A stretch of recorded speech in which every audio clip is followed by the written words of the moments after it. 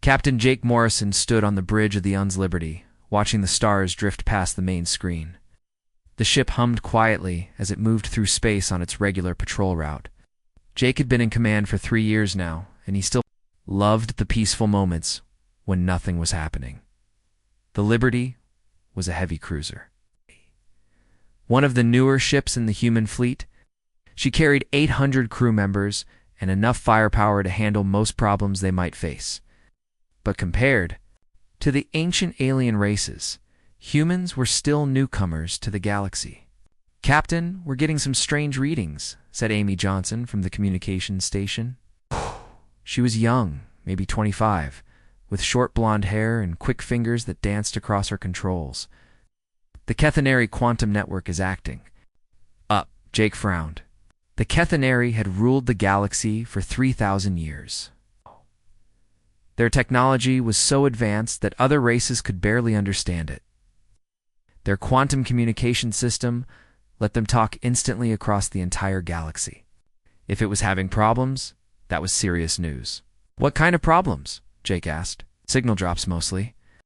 Some stations aren't responding at all." Amy's voice carried worry. "I've never seen anything like this before." Ryan Cooper looked up from the tactical station. He was a big man with dark skin and careful eyes. "Sir, should we change course too? Investigate?" Jake thought about it. Earth Command had given them clear orders. Patrol the Outer Rim, keep an eye on things, but don't get involved in alien politics. Humans had only joined the galactic community 50 years ago. They were still proving themselves. "Keep monitoring," Jake decided, "but maintain our current course." 2 hours later, everything changed. "Captain." Amy's voice was sharp with panic. The entire Kethenary network just went dark. Every single station, every ship, everything. They're all gone. Jake felt his stomach drop. "Gone? What do you mean gone?" "No signals, no responses, nothing. It's like they just vanished." Lisa Martinez, the chief engineer, climbed onto the bridge from the lower decks. She was a small woman, with grease-stained hands and the kind of mind that could fix anything. "Captain, I'm reading massive power failures across Kethenary space. Whatever happened, it happened fast." The main screen flickered and showed a map of the galaxy. Red dots marked where Kethenary stations had gone silent. There were hundreds of them, scattered across thousands of light years. All dark. "Get me Earth Command," Jake ordered. Amy worked at her station, then shook her head. "Long-range communications are down, sir. The Kethenary network carried most of our deep space signals." Jake felt the weight of command settling on his shoulders. The Kethenary weren't just powerful, they were the peacekeepers.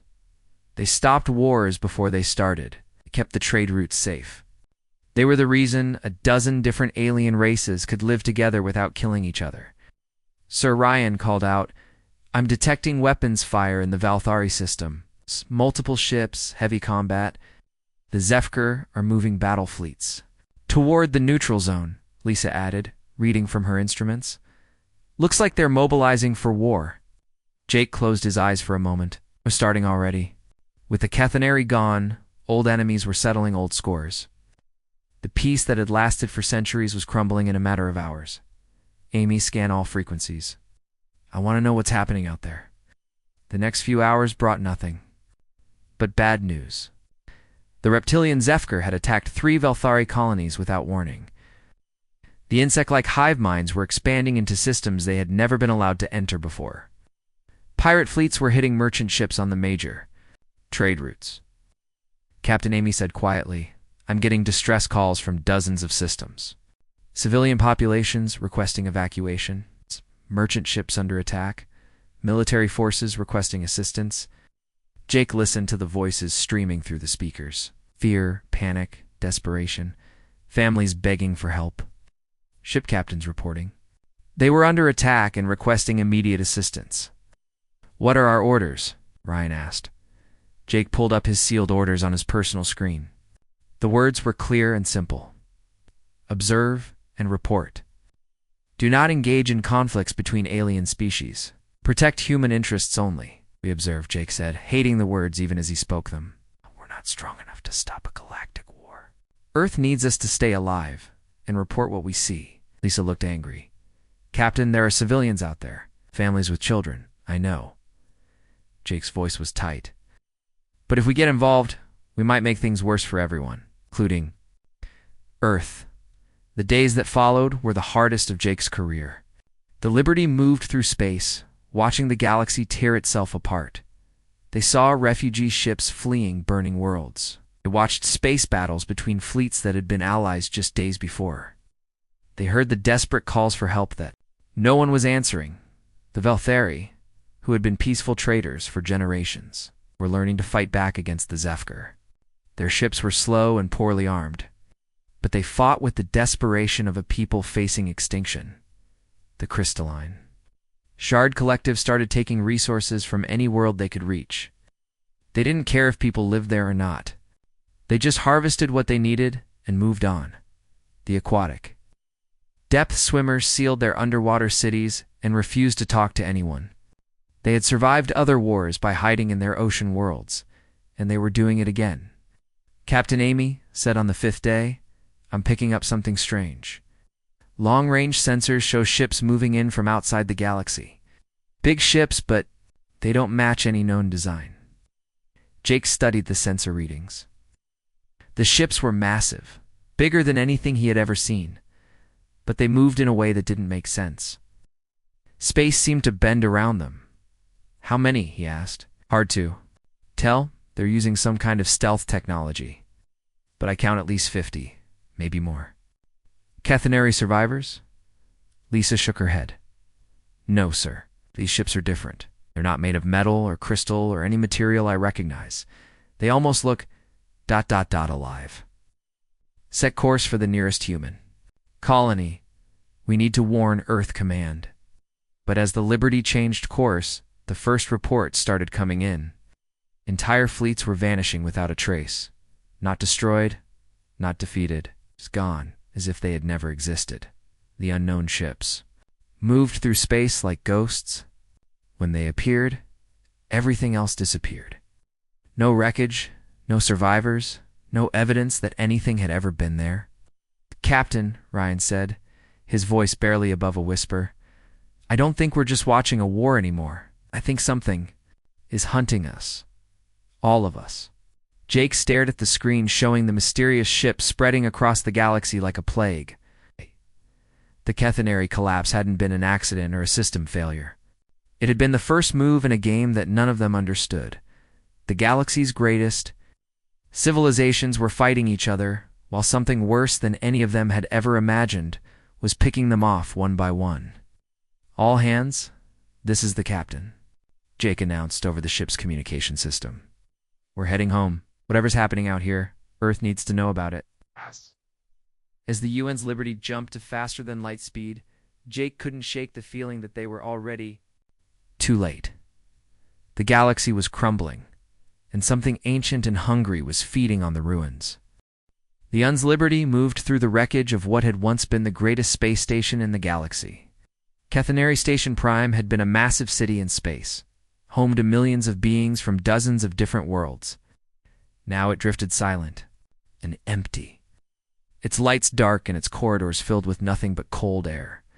Jake Morrison stood in the station's central command center watching his team work. They had been searching for 3 hours and found nothing but empty rooms and abandoned equipment.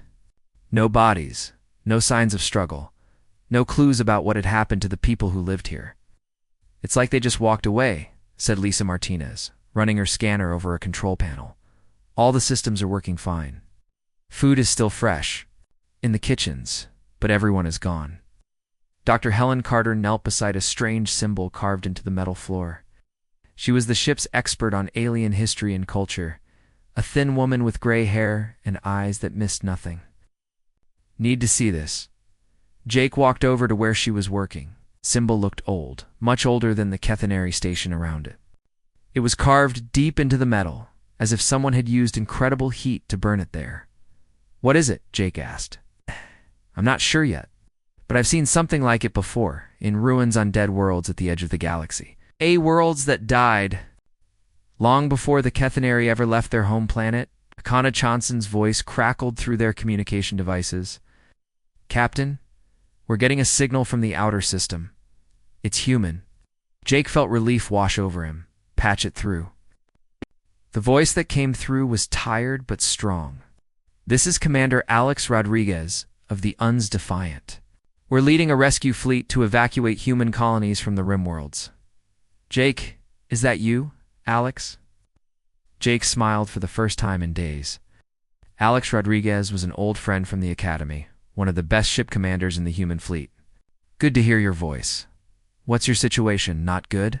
We've lost contact with 6 human colonies in the past week. We reached the first one, it was empty. Just like the alien worlds we've been hearing about. No people, no bodies, nothing." Jake felt his blood run cold. "How many people?" 50,000 on New Boston alone, all gone." Dr. Carter stood up, her face pale. "Captain, I need to show you something else." She led them to a computer terminal. That was still working. Ancient text scrolled across the screen in a language that hurt to look at. The letters seemed to move and twist when Jake tried to focus on them. "I found this in the historical archives," Dr. Carter said. "It's written in Old Kethaneri, from before they became the rulers of the galaxy. It talks about something called the Devourers." "Devourers?" Jake asked. "According to this, they came from the space between galaxies millions of years ago. They consumed entire civilizations, not just killing them, but somehow eating their very existence. The Kethaneri fought them and won, but barely. They thought the Devourers were destroyed."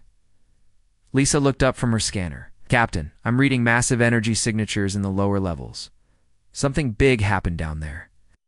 They took the elevator. Down to the station's power core. The doors opened to reveal a scene of destruction unlike anything Jake had ever seen. The walls were melted and twisted, but not from any weapon he recognized. It looked like reality itself had been bent and broken. "Whatever did this," Lisa whispered, "it's not natural. It's not even possible." Dr. Carter walked to the center of the room, where another symbol was burned into the floor. This one was different, more complex, and looking at it made Jake feel sick to his stomach.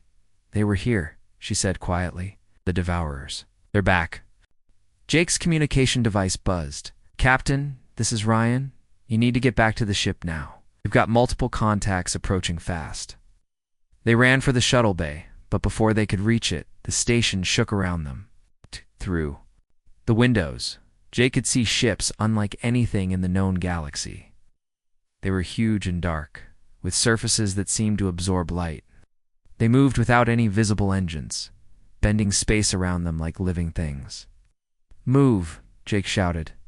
They reached the shuttle just as the strange ships began to surround the station. The Liberty was waiting for them, engines hot and weapons ready. As soon as they were aboard, Ryan pulled them away from the station at maximum speed. "Report," Jake ordered as he ran onto the bridge. 12 contacts, sir. They appeared out of nowhere, no warning. They're not like anything in our databases." Ryan's hands flew over his controls. "Captain, they're not just surrounding the station, they're doing something to it." Station began to dissolve. Not explode, not break apart, but actually dissolve like sugar in water. The massive structure that had stood for thousands of years was simply ceasing to exist. "Get us out of here," Jake ordered. "Maximum speed." The Liberty jumped 2 faster than light travel, leaving the mysterious ships behind. Would see them again soon. Over the next few days, reports came in from across the galaxy. The strange ships were everywhere, appearing without warning and making entire fleets vanish. The few survivors who managed to escape all told the same story. The ships seemed alive, and their weapons didn't just destroy things, they made them disappear completely. The war between the galactic races was getting worse. Zefker had destroyed 2 more Velthari worlds, and the Velthari were planning revenge attacks. The hive minds were expanding faster than ever, taking over any system they could reach. The Shard Collective was harvesting entire moons for their crystal gardens, but Jake realized none of that mattered anymore. The galactic races were so busy fighting each other that they couldn't see the real threat was hunting them all, and they were making it easy by destroying themselves. Captain Amy called out, I'm getting a transmission from the Galactic Council. They're calling for an emergency meeting. Jake almost laughed. Let me guess. They want to discuss trade routes and territorial disputes. It's actually, sir, they're asking for help. The Zefker fleet just lost 30 ships in the Outer Rim. They vanished without a trace. The Velthari is gone. The hive minds are reporting that 3 of their colony worlds have gone silent. Even the Shard Collective is asking for assistance. Jake stared at the main screen, watching the stars drift past. Finally, the alien races were starting to understand what they were facing. But he wondered if it was already too late. Set course for the council meeting, he decided. What? But stay alert. If these devourers can make entire fleets disappear, they can certainly destroy a meeting. As the Liberty changed course, Jake thought about what Dr. Carter had found in the archives. The devourers had been defeated before, but that was millions of years ago, when the galaxy was young and strong. Now the great civilizations were tearing each other apart, and the ancient enemy was back. He looked around the bridge at his crew. Lisa was working on weapon modifications, trying to figure out how to fight an enemy that could make things stop existing. Ryan was studying tactical reports, looking for any weakness in the alien ships. Amy was monitoring communications, trying to coordinate with the scattered fleets. Dr. Carter was reading through more historical records, searching for any clue about how the Devourers had been defeated before. Her face was grim as she worked. Find anything useful? Jake asked her. She looked up with tired eyes. Maybe. The records are incomplete, but it seems like the Devourers have one weakness. They can only consume civilizations that are divided against themselves. Unity is their enemy. Jake looked out at the galaxy burning around them. Unity seemed like the one thing they didn't have. Every race was fighting for itself, trusting no one, protecting only their own interests. Then we're in trouble, he said quietly. Yes, Dr. Carter agreed. The Galactic Council chamber was a shadow of its former glory, where once representatives from 12 great civilizations had gathered in peace. Now only 6 remained. The others were either dead, missing, or too busy fighting wars to attend. Jake, the Zefker delegate, a tall reptilian creature with golden scales, was shouting at the Velthari ambassador. The insect-like hive mind speaker clicked and buzzed angrily, while the crystalline shard representative glowed with hostile light. Order, called the emergency chairman, a elderly Velthari named Keeper Voss. We are here to discuss the threat to all our peoples. There is no threat except these warmongering Zefker. The Velthari ambassador snapped. They have destroyed our colonies while we face this unknown enemy? Zefker delegate hissed. You weak fools brought this on yourselves. We take what we need to survive?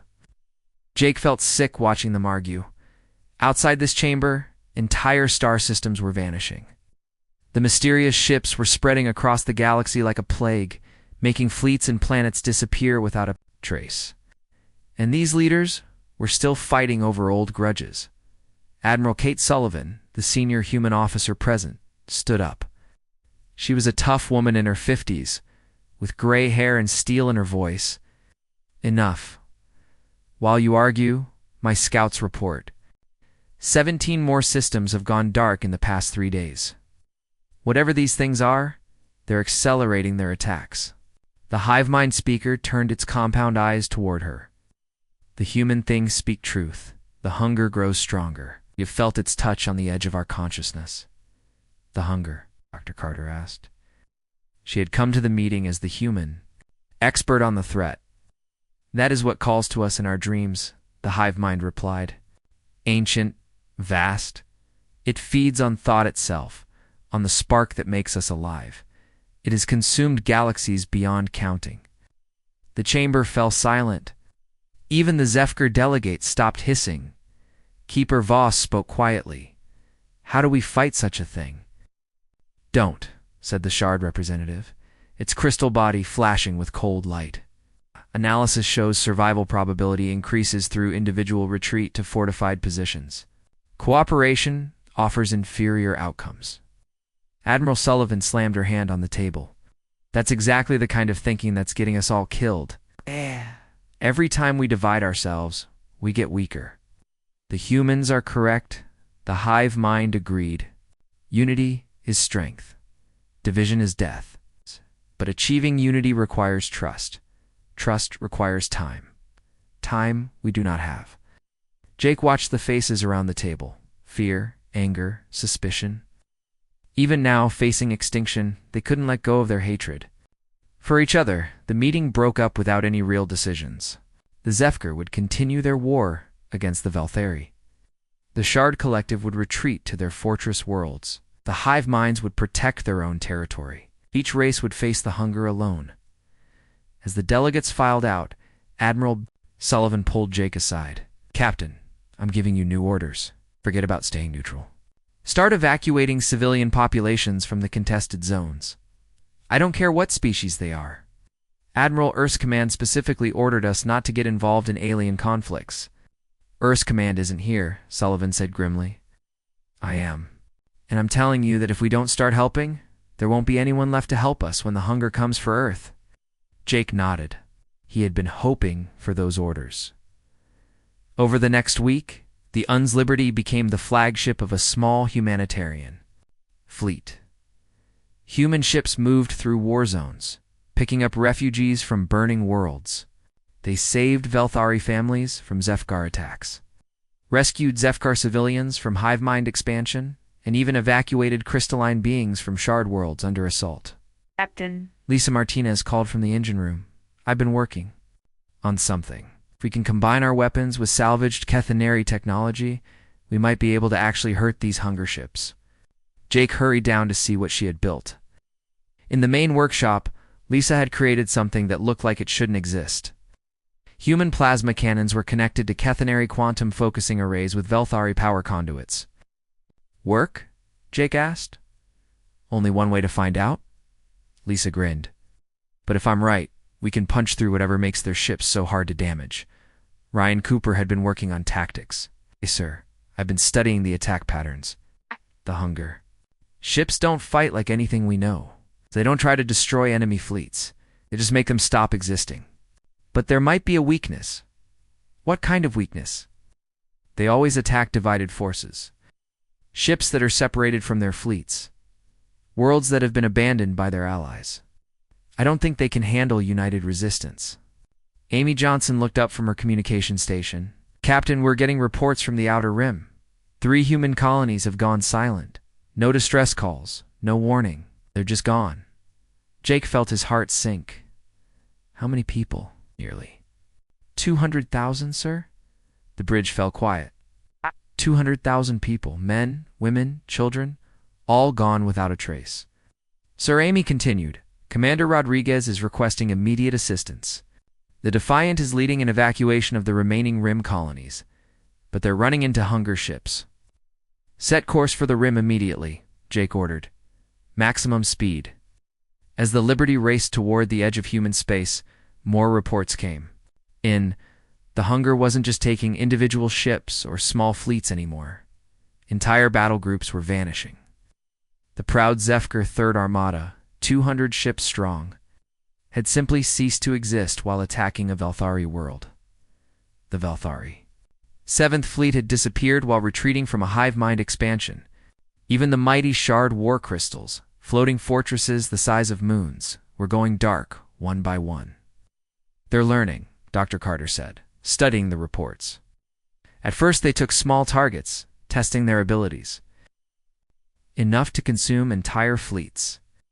Jake stared at the tactical display showing hunger, ships spreading across the galaxy like ink drops in water. How long before they reach Earth? At their current rate of expansion, 6 months, maybe less. The Liberty dropped out of faster-than-light travel near the human colony of New Dakota. What they found made Jake's blood run cold. The colony was gone. It's not destroyed, not abandoned. Gone. The planet was still there, but empty. The cities that had housed 50,000 people were empty shells. No bodies, no signs of struggle, no evidence that people had ever lived there at all. Captain Ryan called out, "I'm reading hunger ships in the system. Multiple contacts, closing fast." Jake could see them on the screen. Dark shapes that bent light around them, moving through space like living nightmares. There were more of them than he had ever seen before. Dozens, maybe hundreds. All ships, this is Captain Morrison, he broadcast to the human evacuation fleet. We are facing overwhelming enemy forces. Civilian vessels are to retreat immediately. Military vessels will cover your withdrawal. Jake, this is Alex Rodriguez, came the reply from the Defiant. We've got 30,000 refugees aboard our ships. If we run now, the remaining colonies won't have time to evacuate. Jake looked. At the tactical display, 5 human warships against hundreds of hunger vessels. It was suicide. But behind them were the last free human colonies in the Rim, families with children. Old people who had spent their lives building new worlds, young couples starting families, all looking to the human fleet for protection. All ships, Jake said quietly, we stand and fight. Give the civilians time to run. The battle began badly, and got worse. Human weapons barely scratched the hunger ships. The enemy vessels moved like living things, avoiding attacks, and striking back with weapons that simply erased whatever they hit. The UN's Boston vanished first. Its crew of 600 gone without even time to scream. Then the Michigan, then the Texas. One by one, the human ships were consumed by the darkness. But something strange was happening. The hunger ships were taking longer to consume each target. Lisa's modified weapons were actually hurting them, forcing them to work harder. To make the ships disappear, it's working. The quantum modifications are disrupting their consumption process. Jake felt a spark of hope. All remaining ships, target the lead vessel. Concentrate all fire. The Liberty and the Defiant poured everything they had into the largest hunger ship. For a moment, nothing happened. Then the alien vessel shuddered, its dark surface rippling like water. We heard it, Ryan yelled. But there were still dozens of other ships. The Liberty's shields were failing, and the Defiant was badly damaged. As the hunger ships closed in for the final attack, Jake thought about Earth. His homeworld didn't even know what was coming. For them, great galactic civilizations were too busy fighting each other to stand together against the real threat. But maybe, just maybe, they had learned something here that could make a difference. Maybe there was still hope. The UN's Liberty limped through space with half its engines dead and scorch marks across its hull. Jake Morrison sat in his damaged captain's chair, watching the stars through cracks in the main screen. They had survived the battle at New Dakota, but barely. The Defiant was gone. Alex Rodriguez and his crew of 800 had sacrificed themselves to give the civilian ships time to escape. The memory of his old friend's final transmission still echoed in Jake's mind. Captain, Amy Johnson called from her station. We're receiving a coded message from Admiral Sullivan. The entire human fleet is gathering at Sanctuary Station. Jake nodded wearily. Sanctuary Station was humanity's most remote outpost, hidden in a nebula at the edge of explored space. If Sullivan was calling all ships there, it meant Earth Command had finally realized what they were facing. The station was buzzing with activity when they arrived. Human ships from across the galaxy were docking, their crews grim-faced and exhausted. Many bore the scars of fighting the hunger. Too many others would never dock anywhere again. In the main briefing room, Admiral Sullivan stood before a holographic display showing the galaxy. Most of it was now dark, marked with the red symbols that meant worlds consumed by the hunger. Ladies and gentlemen, Sullivan began, what we're looking at is the end of galactic civilization as we know it. In the past month, the hunger has consumed 60% of all inhabited systems. The great powers are gone, the Kethaneri, the Zefkar Empire, the Velthari Republic, all of them. Billions of people, just erased from existence. Lieutenant Commander Paul Stevens, the Liberty's new first officer, raised his hand. He was young, but smart, and Jake trusted his judgment. Admiral, what about the Galactic Council? Surely some coordination is possible? Sullivan's expression was bitter. The Council is dead. The last meeting ended with the Shard representative trying to sell out the hive minds to save themselves. When the hunger ships arrived, both delegations were consumed while still arguing about territorial rights. Jake felt sick. Even facing extinction, the alien races couldn't work together. Sir Paul continued, what makes us think we can do any better? We're just one species, and not even the strongest one. Dr. Carter stood up from her seat. Because we're different. I've been studying the Hunger's attack patterns, and I think I know why our weapons work when others don't. She activated a display, showing brain scans from different species. Every other race in the galaxy developed either strict hierarchy or collective consciousness. The Kethanari had a caste system that lasted for millions of years. The hive minds share thoughts automatically. The Zefkar follow their strongest leaders without question. And humans? Jake asked. We're chaos. Dr. Carter smiled grimly. We cooperate when we need to, but we never stop thinking for ourselves. We argue with our leaders, question our orders, and make individual choices even when it's inconvenient. The Hunger can't process that kind of consciousness, Lisa Martinez nodded. From her chair, that's why our modified weapons work. Human minds create quantum interference patterns that disrupt the Hunger's consumption process. We're literally too stubborn to be eaten. Admiral Sullivan looked around the room. Which brings us to our next problem. Ships left in the entire human fleet? The Hunger has thousands, maybe tens of thousands. Even if we can hurt them, we can't win a straight fight. Then we don't fight fair, Jake said quietly. Everyone turned to look at him. Jake stood up, his mind racing. The Hunger always attacks divided forces. They pick off isolated ships and planets. But what if we gave them something they couldn't? Resist? Something so big and united that they had to commit everything to destroy it. Paul caught on first. A trap. But what could possibly be big enough to draw their entire force? Earth, Jake said simply. The room erupted in angry voices. You want to use our homeworld as bait? Someone shouted. That's insane. Suicide. Another officer agreed. Admiral Sullivan held up her hand for silence. Explain your thinking, Captain. Jake walked to the holographic display. The Hunger feeds on consciousness, on sapient thought. Earth has 8 billion human minds, all thinking independently, all creating the kind of interference they can't handle. To them, it would be the richest target in the galaxy. And when they come for it, Paul asked, we'll be waiting. Every ship we have, armed with Lisa's quantum modifications. We let them get close, then hit them with everything at once. Dr. Carter was nodding slowly. It could work. If we can disrupt their consciousness seeding process on a large enough scale, they might not be able to maintain cohesion as a collective entity. Or they might just consume Earth and become too powerful to stop, Lisa pointed out. Jake met her. Eyes? Then we make sure that doesn't happen. The plan was desperate, but it was all they had. Over the next week, every human ship in the galaxy was refitted with the quantum modification technology. Engineers worked around the clock, installing devices that no one fully understood, but that seemed to be their only hope. Meanwhile, other preparations were being made. Earth's population was quietly moved to underground shelters, the planets.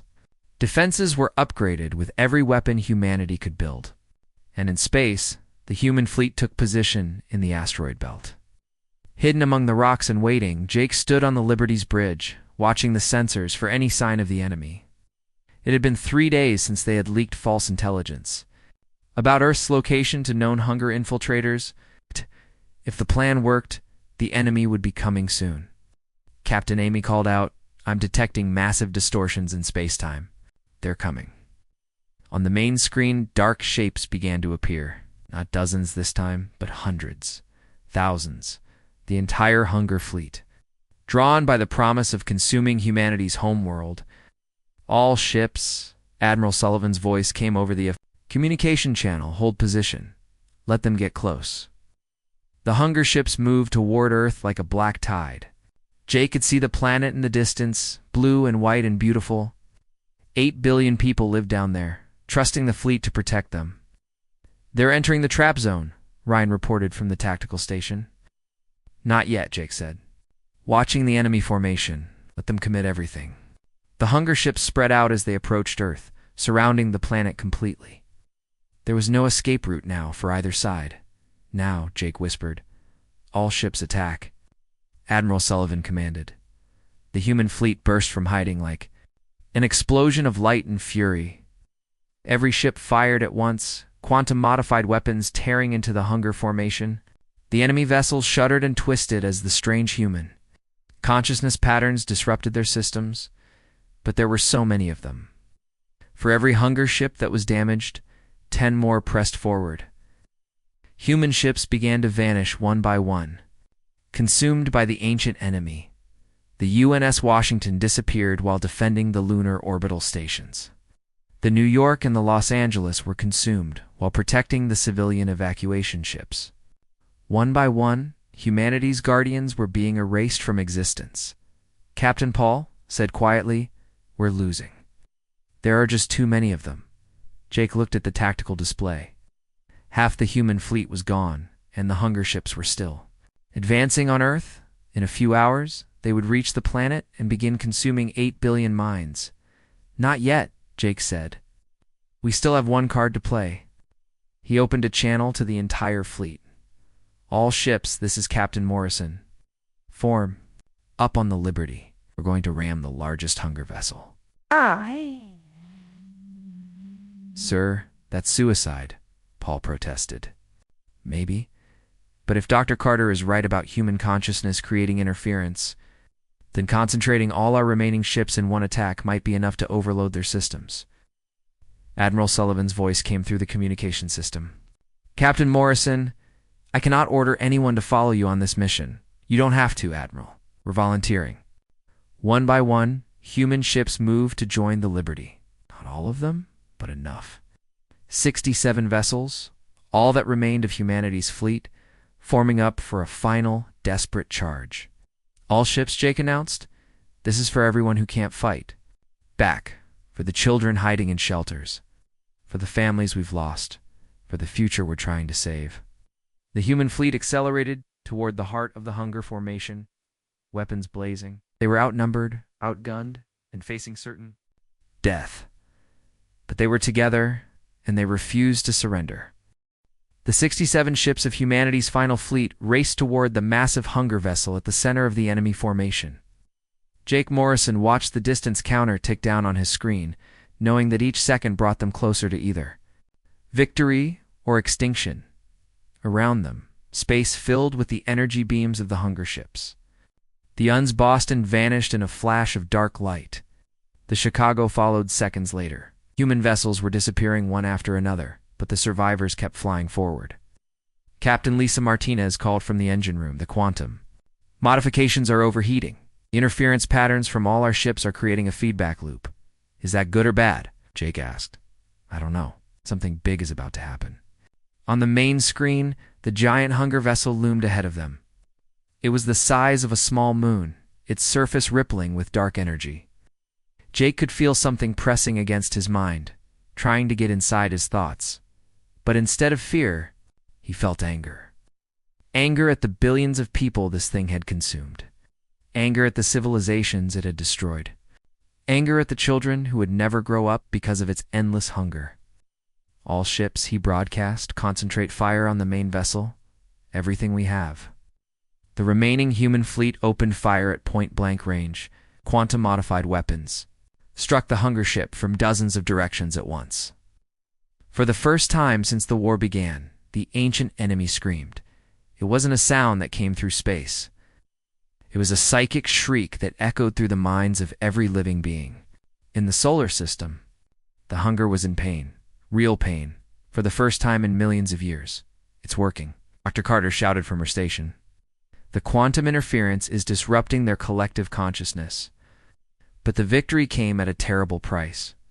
The UN's Defiance was consumed while ramming the enemy vessel's hull.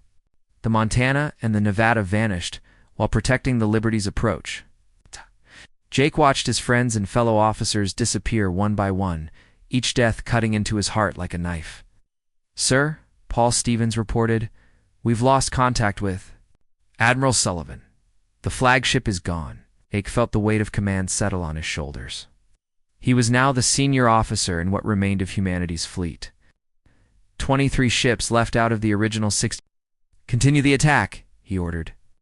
"Don't let their sacrifice be for nothing." The massive hunger vessel was changing. Smooth dark surface was cracking, and strange lights were leaking out. The smaller hunger ships around it began to move erratically, as if they had lost coordination. Captain Amy Johnson called out, "I'm getting readings from across the galaxy. Hunger ships everywhere are showing the same distortion patterns. Whatever we're doing here is affecting their entire fleet." Jake realized what was happening. Hunger wasn't just a collection of ships. It was a single vast mind spread across thousands of vessels. By disrupting the main consciousness node, they were paralyzing the entire entity. "All remaining ships," Jake broadcast, "prepare for final attack run. We're going to ram that thing and finish this." "Sir," Paul said quietly, "that will kill us all." Jake looked around the bridge at his crew. Lisa Martinez, covered in grease and burns from keeping the engines running. Ryan Cooper, still fighting, even with blood running down his face. Amy Johnson, maintaining communications, despite a broken arm. Dr. Carter, recording everything for future generations who might never exist. "I know," Jake said. "But if we don't stop this thing here, it will consume Earth and everyone we've ever cared about. Are you with me?" The bridge crew looked at each other, then nodded. "To the end, Captain," Paul said. The Liberty accelerated toward the giant hunger vessel, its quantum weapons firing continuously. Around them, the last human ships followed, each one a streak of light against the darkness. The enemy tried to stop them. Dark energy beams reached out like grasping fingers, consuming ship after ship. The Oregon vanished, then the Florida. The Kansas disappeared in a burst of nothing, but the survivors kept coming. Jake felt the hunger pressing against his mind again, trying to break his will. He could sense its vast intelligence, ancient beyond measure, cold and patient and utterly alien. It had consumed countless galaxies, devoured civilizations that had existed for millions of years, but it had never faced anything like human stubbornness before. "You want to eat my thoughts?" Jake said aloud, knowing somehow that the thing could hear him, then choke on them. The Liberty struck the hunger vessel at full speed. Ship's hull cracked and twisted, but Jake's crew kept fighting. Lisa pushed the engines beyond their breaking point. Ryan fired every weapon they had. Amy broadcast a final message to Earth, telling them that humanity had not surrendered. And in that moment, something impossible happened. The human minds all thinking different thoughts, all refusing to give up, created a cascade effect through the quantum modifications. The interference patterns grew stronger and stronger. Spreading through the hunger's collective consciousness like a virus, the ancient entity tried to adapt, tried to process the chaotic human thought patterns. But human consciousness was too random, too stubborn, too individually defiant. Every mind it tried to consume fought back in its own unique way. Jake felt the hunger's collective mind beginning to crack. Millions of years of unity shattered against the rock of human determination. The entity that had destroyed galaxies was breaking apart, its consciousness fragmenting into 1,000 smaller pieces. "We did it," Dr. Carter whispered. "We actually did it." But Jake could feel the Liberty coming apart around them. The ship was dying, its hull breached in a dozen places, its systems failing one by one. Through the main screen, he could see the hunger vessel collapsing in on itself, its dark energy turning chaotic and wild. "All hands," Jake announced over the ships. "Communication system, it's been an honor serving with you." The Liberty exploded in a burst of light that could be seen from Earth. The hunger vessel collapsed moments later, taking dozens of the smaller enemy ships with it. Across the galaxy, the remaining hunger fleet stopped moving as theirs shared. Consciousness died. The war was over. 3 days later, the rescue ships found survivors in the wreckage. Not many, but enough. Lisa Martinez was pulled from the engineering section, badly injured but alive. Amy Johnson survived in a sealed communication pod. A few dozen others were found floating in escape pods among the debris. Jake Morrison was not among them. His body was never found. But the black box recordings from the Liberty told the story of humanity's final stand, and how one ship had said enough to an enemy that had never been defeated. The galaxy slowly began to rebuild. The surviving alien species, scattered and broken, looked to humanity for leadership. The humans who had saved them all were no longer considered a minor race. They had proven something that no one had believed possible, that courage and determination could overcome any enemy. No matter how ancient or powerful, Chief Martinez, promoted to captain, stood on the bridge of the new UN's Liberty, watching. Refugee ships from a dozen species dock at the rebuilt stations. The galaxy was smaller now, its great civilizations reduced to scattered survivors, but it was free. Dr. Carter's final report, broadcast across all inhabited worlds, ended with simple words. The galaxy crumbled under the weight of its divisions. But when humanity finally said enough, we discovered that some things are worth fighting for, no matter the cost. Some stands must be made, even if they seem impossible. And sometimes the smallest voice can echo loudest in the darkness. The end, that was humanity's greatest victory. Not that they had won, but that they had refused to surrender. The galaxy would remember that lesson for generations to come.